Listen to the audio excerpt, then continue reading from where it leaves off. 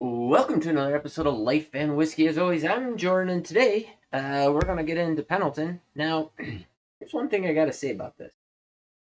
Gosh, Pendleton has nice looking glass. Like, it's not a decanter bottle, but it just might turn into one for me. Um, looking, where in the world? Here it is.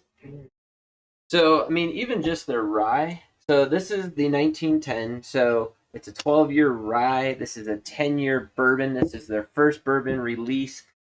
It came out in 20 in like November of 2024 was when it was first available kind of throughout the country. I don't know when my local store got it. But I mean, they just got nice intricate bottles. They got the bucking horse. Um, that might be the same logo or damn near the same logo as the Wyoming state logo with Steamboat. But I'm sure for trademark infringement and whatever else, it's not, but it's very similar. And so they just got really, really nice glass. So these might become some decanters. Peel all the labels off, make them look nice for myself. But as you know, I got a backstory with the 1910 rye that a buddy and I just had a really good night one night. We managed to kill a whole bottle plus some. And it was just very memorable, lots of fun, and I just got a great memory tied to it. So I saw this sitting on the shelf, and oddly enough, so this was in the Canadian whiskey section, not the bourbon section at my local liquor store. And so I had skipped over it because I don't peruse the Canadian whiskey section very often. I will say the Pendleton Midnight, uh, you know, in the 20s, maybe low 30s, very nice bottle of whiskey. I mean, it's nothing outstanding, but it's easy drinking. It's pretty darn good, and I think it's actually aged for a period of time in sherry cask bottles or barrels, I believe. So, yeah, I did a review on it, so you might want to check that out. I'm pretty sure I did a review on it. If not, I'll scroll through all my stuff and we'll see what I can find. In fact, I bet I can find it here. So it is a rye, the Midnight. Um, Give me just a second here. See what I can come up with. Oh no, I don't have it on here. So we had bought a bottle for a friend of ours as a gift, and we cracked it open that night, and it was actually pretty darn good. So definitely check that out. This was their first attempt or bottling um, of a bourbon. Now, here's the thing. They have a lot of marketing put in here about this being an American bourbon, and yeah, it says right here, American bourbon whiskey. Well, American in the sense that it was made in North America. This is a Canadian bourbon. So, in order to put the word bourbon on there, straight bourbon, it still has to fall in the parameters of bourbon. So, new white oak, distilled below 165 proof, barrel entry proof of below 125. Still has to have a 51% or more corn mash bill. So this is a high rye mash bill. I don't know what the actual mash bill is off the top of my head. And I don't know who distills it, but it is distilled in Canada, as is all of the Pendleton products. And then this is brought in by Hood River out in Oregon, Hood River Distilling, and then they proof it down there. They make a big deal about proofing it down with glacier water from Mount Hood, and yeah, I don't know about any of that being any more or less of anything. It's a marketing gimmick, but American bourbon is, I kind of have a problem with that. But what really got me was this is a 10-year-old age-stated bourbon, and I paid $38.39 for it. That's pretty cheap for a 10-year-old age-stated bourbon. Although this is kind of, in line with what I'd pay for a Wild Turkey 101 8-year, which I think I paid $44 or $42 for. And then I just happened to be walking down the shelves there, and I saw that the Four Roses single barrel, and again, the single barrels in Wyoming seem to be not so awesome, but the single barrel for Four Roses was either 32 or $34, and I don't know what the age is on those. They're not age stated, I don't believe. But let's just assume that it's more than 4 years. I could probably go to the Four Roses website and they'll say that it's somewhere in this age range, between let's say 6 and 10 years or something like that. But 10 years age stated for under $40. You got my interest. This is ringing in at 90 proof, 45% ABV, and yeah, I don't know. I'm not expecting this to be outstanding. I'm expecting it to have a bit of a Canadian flair to it. If you've watched the channel and you've seen the Canadian whiskeys that I have done, the reviews of them, I find them to be metallic vanilla, um, very simple sugar and vanilla. That metallic notes in there. I mean, for me, both the Canadian whiskeys and Irish whiskeys have that metallic note in there. Um, and in my opinion, I have not had any of what people say are like good Canadian whiskeys in my life. They say they make good products, but they're hard to get outside of Canada. Maybe. Um, Next time I go to Canada, I will definitely explore that a little bit more. But uh, like they're just kind of one note, and in my opinion, they're made to be mixers. Pendleton used to support the rodeo here in town, and the rodeo is like a huge thing here. It's bigger than our county fair, which is like the next week after rodeo week. But rodeo week is like the week that like the carnival comes to town. We have a parade. We have all kinds of stuff going on. It's a huge deal, and so um, Pendleton used to do that, and then the commission for the rodeo decided, hey, we can do something better, and actually I have it right here. And then they decided to do their own um, release here, and of course they stuck with Canadian whiskey. This is 12 years old, 80 proof. The YO Rodeo since 1931, and so um, they decided to try and cut Pendleton out and do their own thing. I don't know. I don't know who makes the decisions or why. Maybe they get that for $5 a bottle and they can sell it for $20 a bottle, and so they're just making money hand over fist. I don't know what the reasoning is, but Canadian whiskey, for some reason, has a place here in Wyoming, and I'm leery of it. But if you're just mixing it with Coke or Sprite or whatever and drinking it as fast as possible, and your whole goal is to not be able to see straight within the hour, perhaps that's the way to do it. But that's not my mission in life. So, yeah.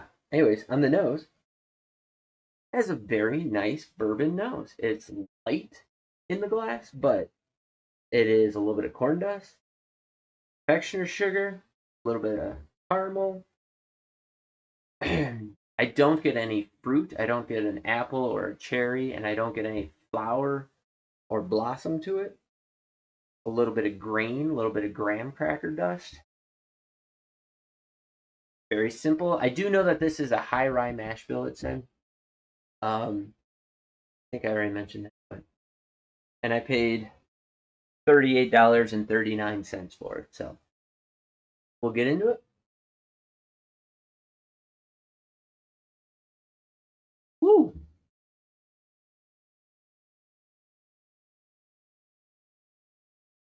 Man, I don't really know how to describe that. It has a creamy, buttery mouthfeel. It was flat and a nothing burger up front. It had like the essence of a sweetness to it, but no real describable flavor up front. In the mid palate, you picked up the ethanol and a rye spice that carried through to the finish. Um, the rye spice is definitely found in the finish quite a bit.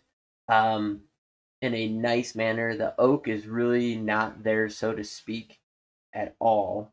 And even now, there's like more of a good, creamy, marshmallowy um, sweetness to the finish, along with a rye spice. If I had to say the finish is like 40% rye spice, like rye grain spice, and then a sweetness that kind of lays with it. The rye spice is the dominating factor, but the sweetness is what carries longer. So make that what you will. But yeah, first sip, it was creamy. It was easy drinking. It was light. It was kind of watery, thin. Like I really wasn't picking up any specific flavors to start with. Um, but not a bad product if I'm being honest with you. Don't hate it. Um, Nose is still the same. It's mostly sweet notes coming out of the glass. Go back in, try it again.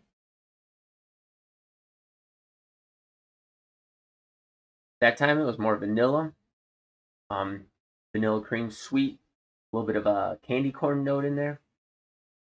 Mellowed out. There's more of a black pepper and rye spice in there. Kind of an oak tannin bitterness mixed together. I'd say it's more rye than it is oak. Picked up at the beginning of the finish, kind of carried through, and it was more of a sweet honey sweet graham cracker, rye spice, vanilla creaminess that kind of finished through all the way to the end and still going. There's I don't hate this. I don't hate this at all. There's a fair bit going on in here. Um I mean, the notes are simple and fairly light or thin, but I mean, it's an easy drinking whiskey, that's for sure. Um,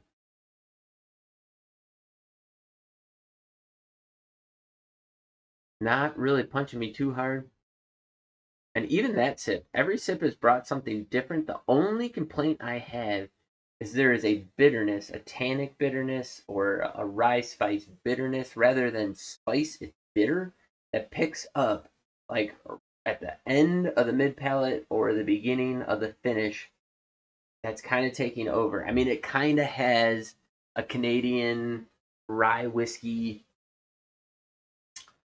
bitterness that's picking up. It's not a metallic vanilla this time. It's almost like a grain alcohol um, type of a bitter, almost metallic, but not quite in that mid palate there. I can't quite put my finger on what it is. It does disrupt the enjoyability for me. Like I'm enjoying it up front. I get that note and it's strong and it's not spiky, it's just dominating when it hits and then it tapers off pretty quickly. But kind of like I just got done doing that Green River. Weber, it's the same thing. Like it's a really light, nothingish kind of forward, sweet, simple, sweet, um, light, creamy mouthfeel, and then there's a spike of bitter that hits and then drops back off and then finishes out with the sweet and the rye kind of finishing with it. So yeah, I mean, it's not bad. It's really not bad. I'd actually recommend this um, for people who like a high rye bourbon. Like if you like to taste your rye in your bourbon, I would check this out. It's reasonably priced. It is from Canada. It's definitely not a Kentucky product. Um, so the comparable for this, granted this is 10 years age stated, but the comparable would be Elmer T. Lee. Um, these are single barrels, but um, same proof, same everything. So let's find out who the winner is. Now, I don't remember what I paid for Elmer T. Lee. It was not a lot. I know people do pay a lot, unfortunately. Give me just a second. Elmer T. Lee, I paid $28.79 for. That's how much you should pay for it. So this is $10 cheaper if you can get it for MSRP. However, it's also probably not MSRP where you're at, and most people are paying $80, $90, $100 for it, which is ridiculous. But just to compare, real quick. Smells good. This is, what year did I write? January 2025. So this is the new release. I bought this last January, so a year ago in 2025 January. Nothing really coming out in the nose.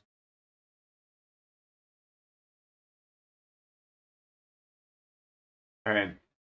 But as far as drinkability, it's simple, sweet. This does not have the rye spike and the barrel tannin that this 10-year does. This is an easier drinking whiskey, start to finish. It also is an unimpressive whiskey to me. That it's really not bringing anything amazing to the table. There's no like heftiness to the notes. It's just a simple, easy drinking bunch of sweet notes. A little bit of that Buffalo Trace apple that's in there, floralness. It's a good whiskey. It's a very good whiskey. This has more complexity on the finish. This has, so like if this flavor profile kind of runs nothing, then spikes, comes down, and then sits up a little bit higher. This flavor profile just rides that medium level the whole way. Like all the flavors that it brings hits at the same level. They transition seamlessly one to the next to the next. Yeah, I mean, $28, $38. Actually, now that this sat there, just that little bit in there, super sweet vanilla bomb, and it could be coming off the heels of this, going back and forth. I don't know. Corn dust, but it was like vanilla bomb, corn dust, and zero of that bitter note that I was talking about. That spike. There was no spike in that last little sip. It does finish with rye spice and vanilla, and honey, but maybe you just pour that and let it sit for 5 minutes. I don't know. There's some exploration that needs to go on with this, but there you have it. Pendleton 1910, their 10-year age-stated bourbon, distilled in Canada, aged for a while in Hood River, Oregon, at Hood River Distilleries. Does it say Hood River, Oregon? Maybe it's not in Hood River, Oregon. Well, I say all those things, and hold on a second. This says distilled in Indiana. Well, maybe they switched distributors. It says bottled by Hood River Distilling, Hood River, Oregon, distilled in Indiana. Okay, I take back everything I just said. This is an MGP product. 10-year high rye MGP. Well, there you go. I'm completely wrong. The website that I looked at must not have been updated, and it said they were still pulling whiskey out of Canada. So there you go. I'm completely wrong. Egg on my face. That's what I get for not reading the label. And with that, drop in the comments down below what you find a bottle for in your area. Have you had it? What do you think of it? 10-year MGP is what that is. So there you go. Who knows? Whiskey's I don't know if it's a dirty business, but they do have truth in labeling somewhat, but you never know what you're going to get. And this just proves that even when you get something new, you can find something from MGP on the shelf. There you go. So, anyways, love to hear what you have to say. Drop it in the comments. I'm actually kind of a fan of this. Probably over the Elmer T. Lee even. So, there you go. Stay tuned for the next video. I gotta wait for my shipment to arrive. Should arrive in a week or 2 or 3. Had trouble with keg and bottle before with my deliveries, but when that comes, I'll probably do one video quickly, briefly, with the 3 tequilas that I got, because this is a whiskey channel, not a tequila channel. And those will be the only tequilas I got, similar to the rums that I have sitting here. Those are the only rums that I have, along with the Drambuie that I got. But we'll have 3 bottles of tequila, like I said, the Plata, the Doble Respado, I don't remember, Respado, and the Añejo. And then the 3 bourbons that come with that as well. We'll review those. And then, let's see, it's January. I'm gonna keep going to my local liquor store and see if I can get those Buffalo Trace allocations. If I can get something, so the Stag is the one that I would get. If there is another barrel proof E.H. Taylor, I would get that in a heartbeat. If they have another Blanton straight from the barrel, I would get that. If they had a Weller full proof, I would get that. But from what I'm told, those Weller full proofs, along with the antique collection, those go to the business owner every year. So I'll probably never see those. And yeah, that probably rounds it out for me. I got several E.H. Taylor small batches, so I'm not going to be buying any more of those. I got several Weller 107s and Eagle Rares, so I'm not going to be buying any more of those. Then, what are these? This is for my buddy out in Oregon. I got an E.H. Taylor,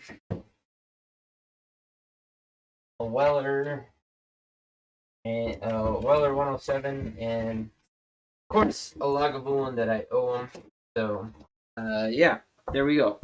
I think we're really gonna tamp down on my buying habits, and mainly because I got a boatload of whiskey that all needs drinking. I find myself having a dram every night, and it's probably a little bit too much for my own liking. I need to cut that back a little bit. There's no need to have a whiskey every night, but I feel compelled to do so. A, because it does taste good. B, trying not to eat sugary sweetness or just eat, in order to lose weight and kind of stay in shape. I'm on a keto diet for the most part, kind of, and then trying not to be eating after 8:30 at nights. I find myself wanting a snack right about 9:30 every night. A little bit of whiskey kind of helps take that away. Gives me that sweet and flavorful satisfaction. But it's definitely not something that I should be doing every night, but I'm kind of compelled because I got so much whiskey and nobody ever comes to share it with me. So, there you go. Thanks for watching. Have yourselves a great day. Sorry these last 2 videos were a bit of rambling, but they were just videos that, I decided, like, yep, I'm going to make them. And bottles that I just picked up because they were there, and I'm like, hey, let's check them out. So, anyways, thanks for watching. Stay tuned, and when I get those new bottles, we'll explore those together. You guys have yourselves a great day, and we'll catch you in the next video.